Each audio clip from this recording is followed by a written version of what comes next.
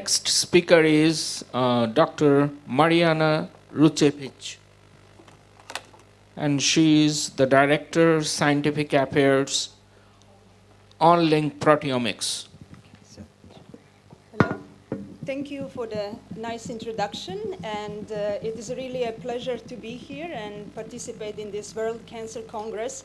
For me, this is the first time here in Delhi, India, and I have to say that I'm really touched and inspired by all the presentations, all discussions that I have heard, and also the passion shared here to improve the life of cancer patients and ultimately cure cancer. This is why we are all here today. So integrative medicine and translational research in cancer, as we just heard in a previous session, it's a main theme of this conference. So we need to integrate all our knowledge and our data and share it to enable the better cancer treatment. So what we know today, we know that there is the importance of genetic, right? So we need a genetic as a blueprint to inform the inherited risk for the cancer development. And it is a starting point. But we know that there are so many other factors that are contributing to etiology and progression of cancer. We heard how the different lifestyle contribute to it. We heard yesterday in impressive statistics how the different regions across India have a different prevalence of different cancers. So there is a different aspects and different environmental factors contributing to it. There is immune system that is play critically important role, and there is very actionable aspects of this multi-omics that we now have and need to integrate into these learnings. We learned about the epigenetics, we learned about transcriptomics. And here, my goal today is to show you how another components and the very important players of the functional biology and reflect the various dynamic of the lifestyle and the immune system are driving both the etiology of cancer, progression, metastatic progression, and also the treatment outcome, which is the space of proteomics. So it is my true pleasure to tell you more about how the next generation proteomics is driving and accelerating progress in cancer research and personalized oncology. So one of the reasons why proteomics were lagging behind, specifically genomics, where we learned quite a lot about the cancer biology and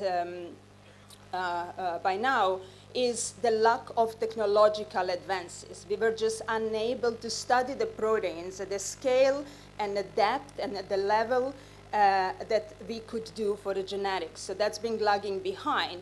So these key technologies are now here, and we can implement them and add them to the current learnings. So I worked for All-Link Proteomics now for 6 years. Prior to All-Link, I was at the MGH Cancer Research Center. And I share a very strong passion for the cancer research space. So I worked in the mass spectrometry before, which is the gold standard for proteomics, and it was just not delivering the right results, specifically when we are talking about the liquid biopsy, which is the holy grail and the groundbreaking direction for the cancer research.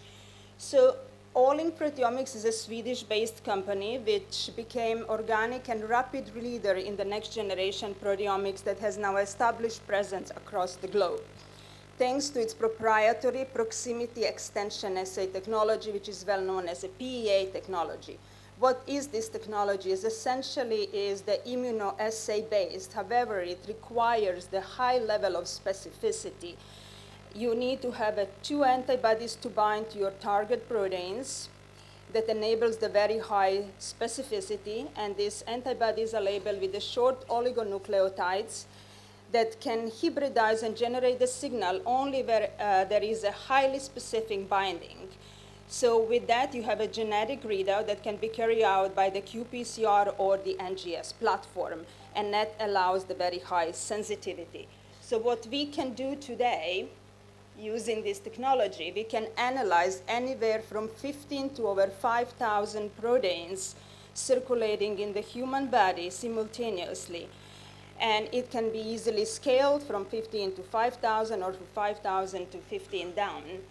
This library of proteins is also designed in the way that it covers all major biological pathways. There are so many immune-related markers. There are so many apoptotic markers. There are so many key drivers, mechanistic drivers, that you can simultaneously study. So we do also enable the analysis in a more targeted settings that you can specifically, in the context which I will demonstrate later, specifically in the settings of immunotherapy, you can target and analyze specifically targeted set of proteins that are related to T cell function, immune exhaustion, etc. And there is also, the technology is highly scalable as well, that you can not only go in different numbers of proteins, but you can also study the different model systems. It works for the non-human primates, and we also have target 48 cytokines, which is very well suited for the preclinical studies and the mouse model type of works. And then we also heard how important it is to build this, to integrate these large data sets that we are generating. So and the importance of the statistical power and artificial intelligence. So we also launched the Insight as a digital platform where much of this data are accessible to the scientific community to accelerate the research even further. So as a direct proof for our technology is the fact that we have today 1,700 publications are published using our technology.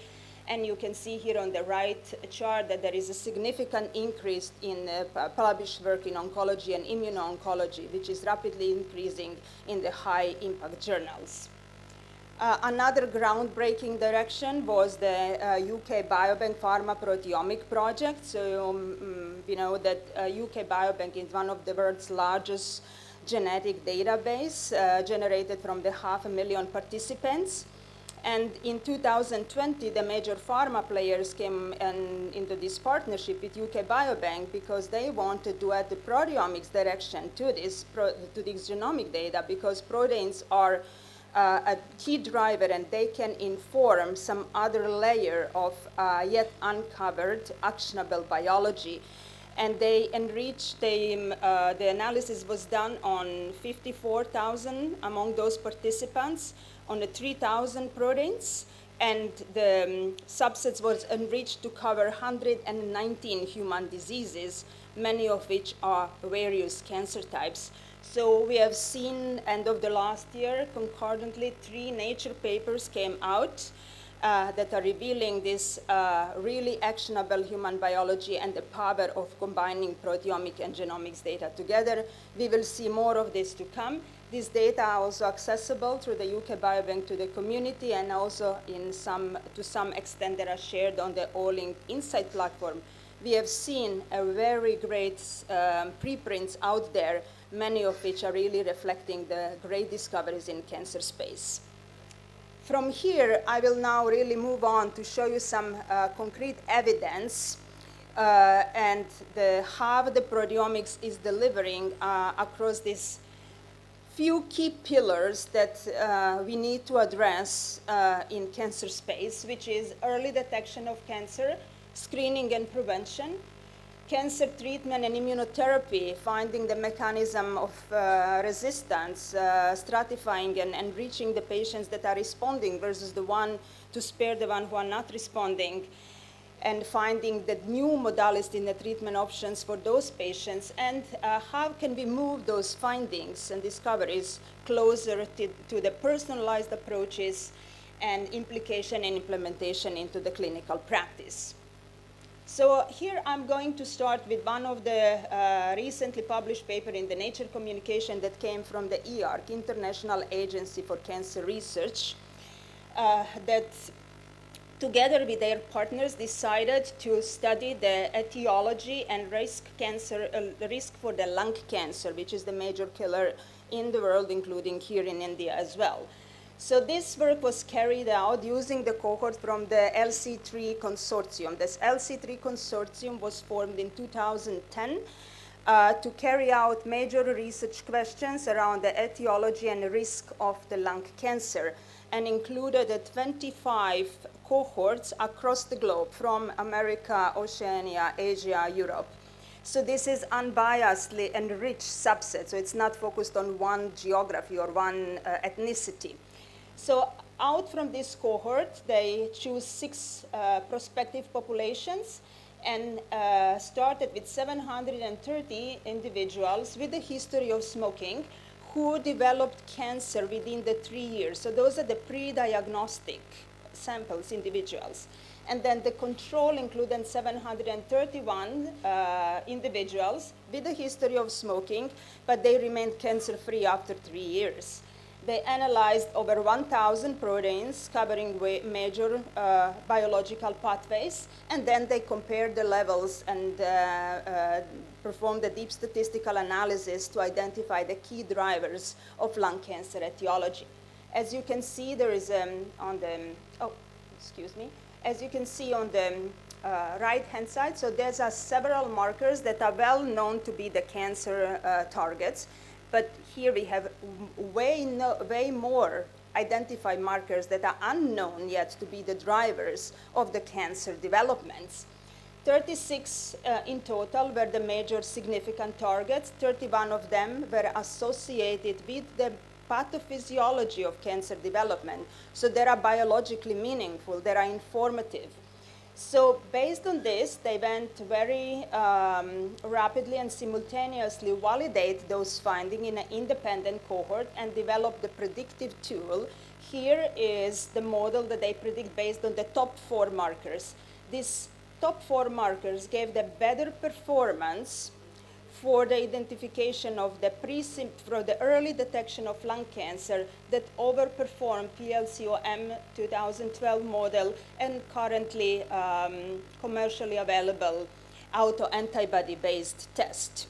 So as of now, they are validating this model in 1,500 lung cancer cohort participants and 3,000 cancer-free participants, because it is critically important to confirm this model and performance of it before it can be taken more into the population screening.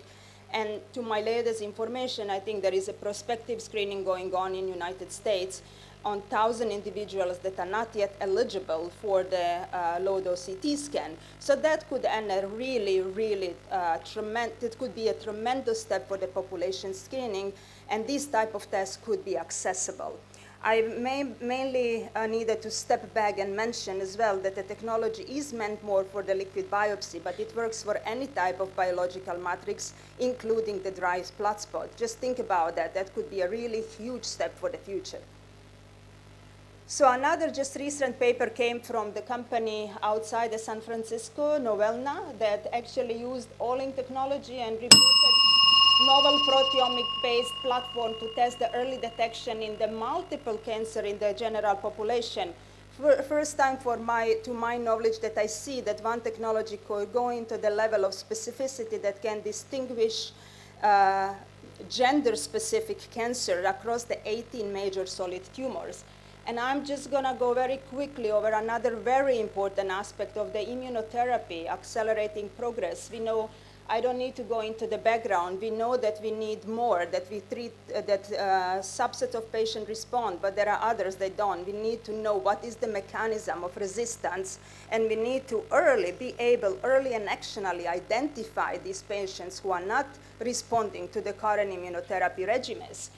Our groundbreaking work was conducted with MGH and Broad Institute that actually really took the deep proteomic analysis, and I'll just very quickly show you what it can deliver. It can classify responders from non-responders in them stage 4 metastatic settings on patient on checkpoint treatments. As you can see here in the heat map, among the non-responders, we know there is a lot of patient and cancer heterogeneity. You see the different clusters here characterizing different subsets of the non-responding patients. And these biomarkers are informative of survival. There are great surrogates. We don't need to wait to the overall survival endpoints to spare them of this treatment and find the better options. Integration with a single-cell RNA from the tumor microenvironment. Another great direction, they are coming from the suppressive tumor microenvironment.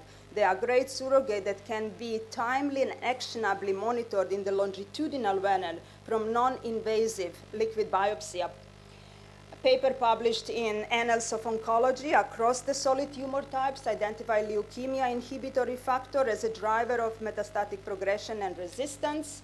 Great surrogate marker correlates with the tumor microenvironment.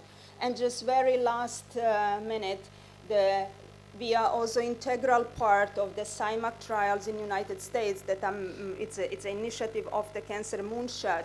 The goal is here to analyze retrospective trials and to learn what are the actionable biomarkers, what can we learn from these clinical trials to improve the quality of the future trials. There's a great recent paper published. For the sake of time, I'm not going to go into that, but you could just see the statement that all-in technology enables the non-invasive way to monitor the response in the timely manner. And how can we move all of that to the clinical utility? So today we have a very advanced project that are moving in this direction. The most advanced in cancer is the one that I show you from EARC for lung cancer and ovarian cancer. And the one that are in the clinical use today in the United States are the multiple sclerosis. There is an IBD for the pediatric, and there is an Alzheimer in Hong Kong. So we are making a great progress to enable cancer-free world. With that, I thank you all.